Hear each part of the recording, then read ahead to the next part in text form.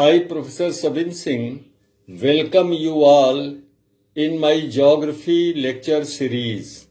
Today, I'll discuss the distribution of insolation on the Earth's surface and the factors affecting that distribution. आज हम धरातल पर सूर्यातप के वितरण और वितरण को प्रभावित करने वाले कारकों पर चर्चा करेंगे। भूमध्य रेखा से ध्रुवों की ओर चलने पर सूर्यातप की मात्रा कम होती जाती है। The amount of insolation received on the Earth's surface decreases from equator towards the poles. और इस आधार पर हम सूर्यातप के वितरण के 3 मंडलों का निर्धारण करते हैं। We thus determine 3 zones of distribution of insolation on the Earth's surface. Number 1 is tropical zone between Tropic of Cancer and Tropic of Capricorn, wherein there is a maximum amount of insolation received on their surface. So this is called the zone of maximum insolation. Here the sun's rays are vertical twice a year on each and every place. पहला मंडल है अधिकतम सूर्यातप का मंडल, जो कि कर्क और मकर रेखाओं के बीच में फैला हुआ है। इस मंडल में प्रत्येक स्थान वर्ष में 2 बार अधिकतम तापमान प्राप्त करता है, क्योंकि सूर्य की किरणें यहाँ पर 2 बार लंबवत होती हैं, जबकि सूर्य की स्थिति उत्तरायण और दक्षिणायन होती है और भूमध्य रेखा पर सूर्य की किरणें ज्यादातर लंबवत होती हैं।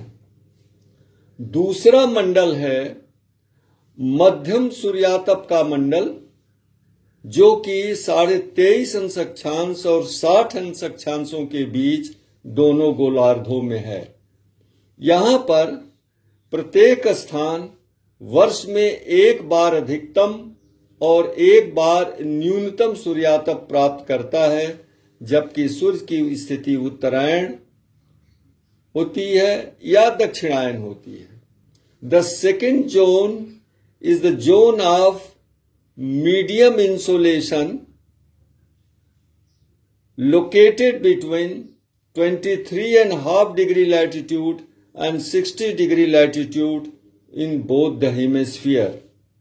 In this zone, each and every place receives maximum and minimum insolation once a year, and the sun's rays are vertical only once a year during the northward or southward migration of the sun. इस मंडल में सूर्य की किरणें प्रत्येक स्थान पर वर्ष में 1 बार ही सीधी होती हैं। और तीसरा मंडल है न्यूनतम सूर्यातप का मंडल, जो कि 60 अंश अक्षांश और 90 अंश अक्षांश के बीच दोनों गोलार्धों में फैला है। The third zone is of minimum insolation stretching between 60 degree latitude and 90 degree latitude in both the hemisphere. This zone receives only 40% of the total insolation received in the tropical zone. इस न्यूनतम सूर्यातप मंडल में उष्णकटिबंधीय अधिकतम सूर्यातप मंडल वाले का केवल 40% ही सूर्यातप प्राप्त होता है, क्योंकि इसका कारण हमें आगे बताना होगा। So this way we see that there is unequal distribution of insolation on the Earth's surface from the equator toward the poles. इस तरह हम देखते हैं कि पृथ्वी की सतह पर भूमध्य रेखा से ध्रुवों की ओर सूर्यातप का वितरण असमान है। Now question arises, why this is so? प्रश्न उठता है ऐसा क्यों है? इस संदर्भ में दो तरह से प्रश्न पूछे जाते हैं। धरातल पर सूर्यातप के वितरण को प्रभावित करने वाले कारकों की व्याख्या कीजिए, या धरातल पर सूर्यातप के असमान वितरण का कारण क्या है? There may be two types of question for the same problem. Discuss the factor responsible for uneven distribution of insolation on the Earth's surface, or account for the factors which control the distribution of insolation on the Earth's surface. इस संदर्भ में हम बताएं कि सूर्यातप के वितरण को प्रभावित करने वाले कुल केवल 5 कारक होते हैं। नंबर 1 फैक्टर जो है वो सूर्य की किरणों का कोण, that is the angle of the sun's rays. Number 2 is दिन की अवधि, length of day. Number 3 is सूर्य और पृथ्वी के बीच की दूरी, distance between the sun and the earth. चौथा कारक है सौर कलंक या sunspot. Fourth one is sunspot, and the last one, fifth factor is effect of the atmosphere. पांचवा कारक है वायुमंडल का प्रभाव। यहां एक चीज हमको बता देना जरूरी है कि बहुत से पुस्तकों में मैंने देखा है या बहुत से ऑनलाइन कक्षाओं में देखा है कि सूर्यातप के वितरण को प्रभावित करने वाले कारकों और तापमान के वितरण को प्रभावित करने वाले कारकों में विभेद वो नहीं कर पाते हैं, जबकि दोनों अलग अलग हैं। अभी यहां हम केवल बता दें आपको, सूर्यातप को के वितरण को प्रभावित करने वाले ये 5 कारक हैं, और तापमान के वितरण को प्रभावित करने वाले दूसरे कारक और भी कारक हैं, जिनकी हम बात तब करेंगे जब हम तापमान पर आएंगे। अब हम पहला लेते हैं सूर्य की किरणों का सापेक्ष तिरछापन, यानी सूर्य की किरणें जितनी सीधी आएंगी उस स्थान पर सूर्यातप की मात्रा उतनी ही अधिक होगी, और सूर्य की किरणें जितनी तिरछी आएंगी उस स्थान पर सूर्यातप की मात्रा उतना ही कम होगा। The amount of insolation on the surface where the sun rays fall vertically will be more than the amount of insolation on the earth's surface where the sun rays are slanting. क्यों ऐसा होता है? क्यों सीधी किरणों द्वारा धरातल और सूर्यातप अधिक होता है और तिरछी किरणों द्वारा कम होता है? ये आप 2 डायग्राम देखिए।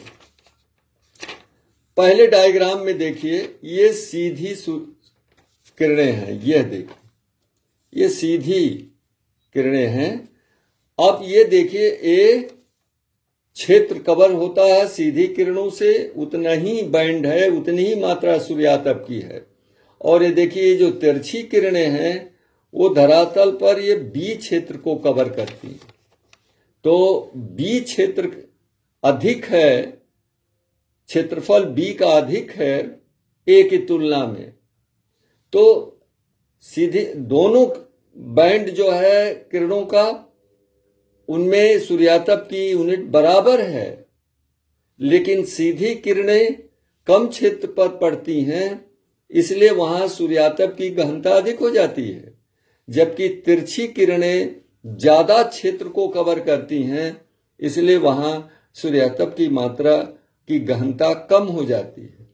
Since the vertical rays cover smaller area on the earth's surface, So the intensity of the insolation, amount of insolation is higher than the intensity of insolation on the larger areas covered by the slanting rays. यही कारण है कि जहां पर सूर्य की किरणें सीधी पड़ेंगी, जैसे उष्णकटिबंधीय क्षेत्रों में भूमध्य रेखा पर, वहां सूर्यातप की मात्रा अधिक होती है।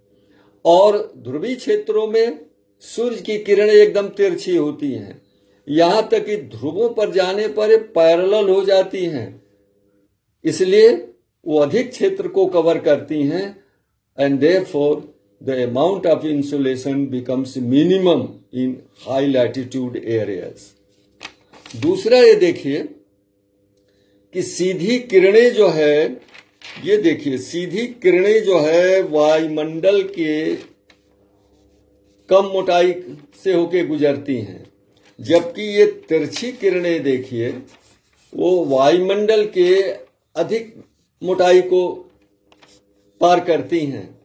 The vertical rays pass through thin layer of the atmosphere, whereas the slanting rays pass through thick layer of the atmosphere, and thus the vertical rays cover shorter distance in the atmosphere, whereas the slanting rays cover longer distance in the atmosphere.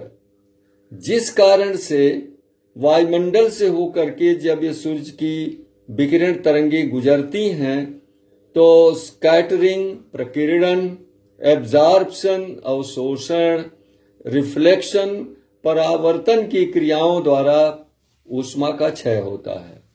There is a loss of energy through scattering, absorption and reflection of the incoming short wave solar radiation while passing through the atmosphere. तो इन सौरिक विकिरण तरंगों का मार्ग जितना ही छोटा होगा उतने ऊर्जा का क्षय कम होगा, इनका मार्ग जितना ही लंबा होगा ऊर्जा का क्षय उतना ही अधिक होगा। तो सीधी किरणें छोटा मार्ग तय करती हैं, इसलिए ऊर्जा का क्षय कम होता है, अतः ऊष्मा अधिक मिलती है। तिरछी किरणें वायुमंडल की अधिक लंबी दूरी को तय करती हैं, इसलिए उनमें ऊष्मा ऊर्जा का क्षय अधिक होता है, इसलिए सूर्यातप कम हो जाता है। अब देखिए उष्णकटिबंधीय क्षेत्रों में ये किरणें सीधी पड़ती हैं, अतः कम दूरी तय करने के कारण वहां पर ऊष्मा अधिक पहुंचती है, इसलिए सूर्यातप अधिक हो जाता है। और जैसे जैसे हम उत्तर या दक्षिण की ओर जाते हैं, ये चूंकि सूर्य की किरणें तिरछी होती जाती हैं, इसलिए वायुमंडल की अधिक दूरी तय करती हैं। तो मार्ग में ऊष्मा ऊर्जा के क्षय होने के कारण सूर्यातप की मात्रा घटती चली जाती है ध्रुवों की ओर। और यह कारक जो है सूर्य की किरणों का सापेक्ष तिरछापन या सूर्य की किरणों का कोण सबसे ज्यादा प्रभावी और महत्वपूर्ण है। आज बस एक ही कारक का विश्लेषण हो पाएगा, क्योंकि समय हो गया है। हम अगले चार कारकों का हम अगले लेक्चर में विश्लेषण करेंगे। नमस्कार।